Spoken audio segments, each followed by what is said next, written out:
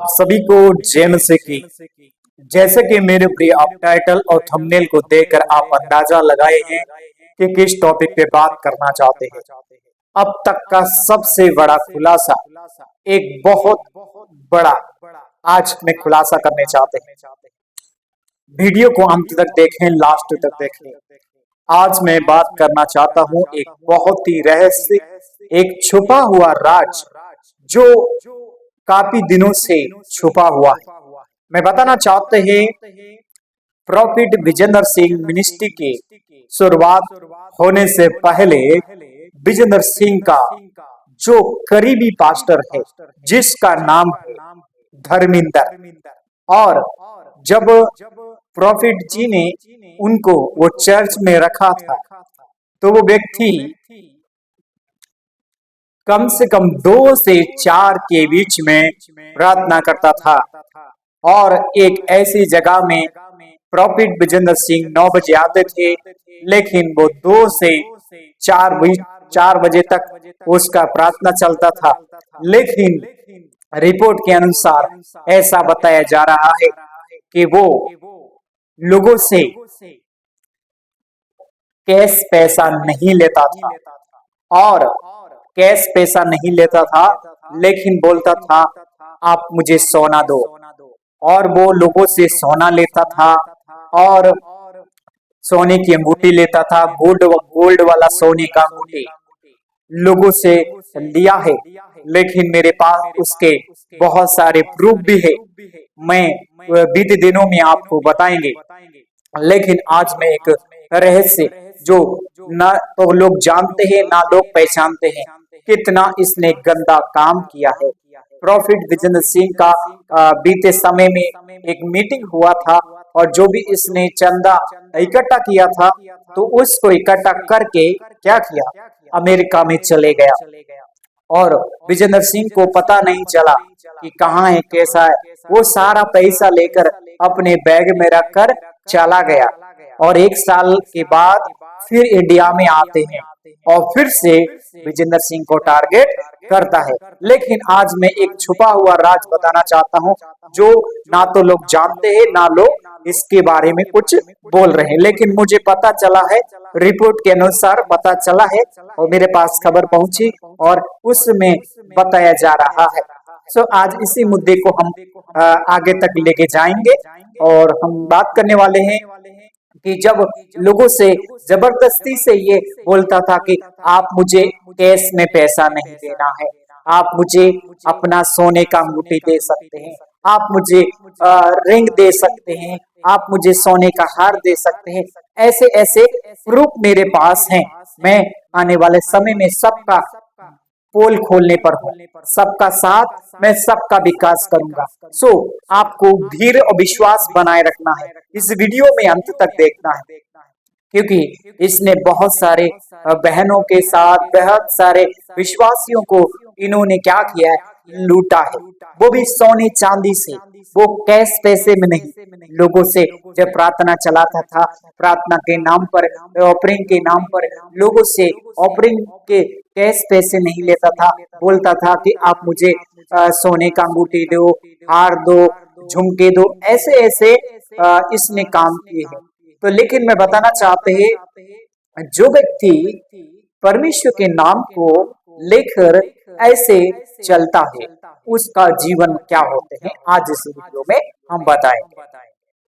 सबसे पहले मैं बताना चाहते हैं, आपने धर्मेंद्र भाई, आपने जो भी अपनी सोना चांदी इकट्ठा किया है, पहले तो आप मुझे उसका जवाब देना है कि आपने अब तक कितना ऑफरिंग जमा कर लिया है, अब तक आपने कितना सोना चांदी इकट्ठा करा है, कितने विश्वासियों के साथ आपने सोना लिया है, कितने बहनों के साथ आपने अंगूठी लिया है। आपको मुझे उसके बारे में बताना पड़ेगा, जवाब देना पड़ेगा, क्योंकि आपने जो परमेश्वर के लोगों के साथ खिलवाड़ किया है, जिस तरह आपने परमेश्वर के बेटे बेटियों के साथ छेड़खानी किया है, जैसे परमेश्वर के बेटे बेटियों के साथ आपने परमेश्वर के नाम में लोगों को मूर्ख बनाया है, परमेश्वर के नाम में आपने लोगों को लूटा है, उसका आपको जवाब देना पड़ेगा। इसलिए आज मैं इस वीडियो में बात करना चाहते हैं, इस वीडियो को देखकर बहुत सारे लोगों के मन में डाउट पैदा होगा, लेकिन जो रियल है मैं वो ही बात कर रहा हूँ, क्योंकि हमारा सबका साथ, सबका विकास करते हैं, लोगों को सच की राह पे, सच्चाई की राह पर हम लेकर आते हैं। हम किसी का पक्षपात नहीं करते हैं, हम सबका भला चाहते हैं, सबका उन्नति चाहते हैं। कोई भी काला नहीं, कोई भी गोरा नहीं, सबका साथ, सबका सम्मान। आज इसी मुद्दे को हम ये बताना चाहते हैं कि जैसे इस धर्मेंद्र ने एक झूठा पास्टर होने का नाटक किया कि आप मुझे कैश में पैसा मत दो, आप मुझे अपना सोने का हार दो, सोने का अंगूठी दो, सोने का झुमका दो।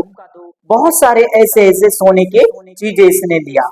कम से कम 10 साल तक इसने सेवा किया, लेकिन 10 साल में कितना सोना इसने इकट्ठा किया होगा।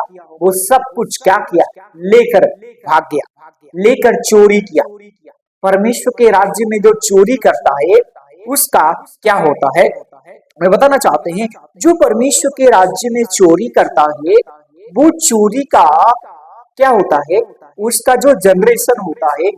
उदाहरण के लिए मैं बताना चाहता हूँ, उसके अंदर ये कैसे आते हैं, जैसे जैसा बाप वैसा बेटा। अगर मान लीजिए, अगर उदाहरण के लिए अगर किसी का पिता ने बचपन से उसको सही शिक्षा दिया होता तो वो ऐसी गलती नहीं करता। लेकिन कहने का मतलब यह है, अगर इसके माता पिताओं ने अगर इसको सही शिक्षा दी होती तो ये लोगों से सोने चांदी नहीं लेता, लोगों के पैसे नहीं लूटता, ना लोगों के पैसे लेकर भागता, ना सोना चांदी लेकर भागता, क्योंकि इसने जो काम किया है वो गलत काम किया है। और यही काम के वजह से आज इसने बहुत सारे लोगों को टारगेट किया है और अपने गुरु का भी नहीं हुआ, क्योंकि बताना चाहते हैं जो चेला गुरु का नहीं हुआ वो कभी किसी का नहीं हो सकता है। आज मेरे प्रियो, हम जानते हैं धर्मेंद्र बहुत सारे पैसे लूट कर, पैसे चोरी करके भाग गया। 1 साल के बाद अपना मुंह दिखा रहा, लेकिन जब इसका सोना चांदी खर्च हो गया वो सब कुछ, तो अपने घर लौटा है। लेकिन मैं बताना चाहते हैं जो परमेश्वर के राज्य में चोरी करता है वो चोरी के द्वारा उसका दंड चोरी है। मैं बताना चाहते हैं जो परमेश्वर के राज्य में चोरी करता है वो चोरी के द्वारा उसका परिवार, उसका बच्चों में भी वो क्या आ जाएगा, एक कनेक्टिविटी आ जाएगा। जैसा बाप जैसा बेटा। अगर बाप ने गलत काम किया है, बाप ने चोरी किया है, तो बच्चा भी चोरी करेगा, बच्चों के बच्चे भी चोरी करेगा, बच्चों के बच्चे चोरी करेगा। क्यों करेगा? क्योंकि बाप जैसा होता है बेटा वैसा होता है। अगर बाप के अंदर चोरी करने का कोई क्वालिटी नहीं है तो बच्चों में भी कोई क्वालिटी नहीं होगा। मैं गलत नहीं बोलता, मैं सच बोलता हूँ, क्योंकि जो रियल है वो रियल। जहां सच है वहां सच है, जहां झूठ है वहां झूठ है। हम किसी का पक्षपात नहीं करते, लेकिन जो झूठ बोलते हैं हम उनका सच्चाई के द्वारा हम उनका न्याय करते हैं, क्योंकि न्याय करना हमारा काम है। हम एक दूसरे को सही मार्ग में लेकर आते हैं। अगर कोई व्यक्ति बिगड़ जाता है तो टीचर का काम होता है कि बच्चों को सुधारना।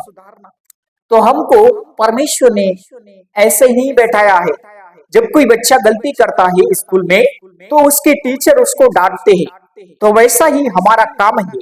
हम लोग आपको डांट रहे हैं तो इसका मतलब है कि आप लोग गलती कर रहे हैं, आप लोग गलती कर रहे हैं, कुछ चोरी कर रहे हैं, कुछ ठगी कर रहे हैं, कुछ दलाली कर रहे हैं, इस वजह से हम आपको डांट रहे। लेकिन हमारी गलती को, हमारी बातों को सुनकर आप लोग टूटना नहीं है, आपको इन चीजों पे काम करना है कि जो चोरी आपने किया है उसको वापस देना है। जो आपने पैसा चोरी किया है, जो आपने सोना चांदी लेकर चोरी किया है, वो परमेश्वर के राज्य में चोरी किया, उसको वापस करना। हालेलुया। मैं यही कहना चाहते हैं, इस बात को कभी भी किसी के साथ नजरअंदाज नहीं करना है, किसी को नफरत नहीं करना है, किसी के साथ ऐसा व्यवहार नहीं करना है, क्योंकि जैसे बीज बोगे वैसा फल पाओगे। अगर इन्होंने बच्चों को सही शिक्षा दी होती तो आज भी ये क्या होते, अपने जीवन में आशीष होते। क्योंकि जैसा बीज बोगे वैसा फल पाओगे। अगर चोरी का फल बो रहे हैं तो चोरी के फल लगेंगे। बच्चा भी चोरी करेगा, बच्चों के बच्चे भी चोरी करेंगे, क्योंकि बाप जैसा होता है बेटा वैसा होता है। इसीलिए मैं कहना चाहते हैं, जिस तरह धर्मेंद्र ने यीशु के नाम में यीशु के लोगों को सोने चोरी किया है, सोना लेकर भागा है, ये सब कुछ रियल है और आने वाले समय में हम इसकी सच्चाई और इसके प्रूफ हम आपको दिखाएंगे। हालेलुया। सो आप में से कितने लोग इस बात से सहमत हैं? अपनी राय जरूर लिखिए। God bless you. परमेश्वर आप सभी को आशीष करे। God bless you.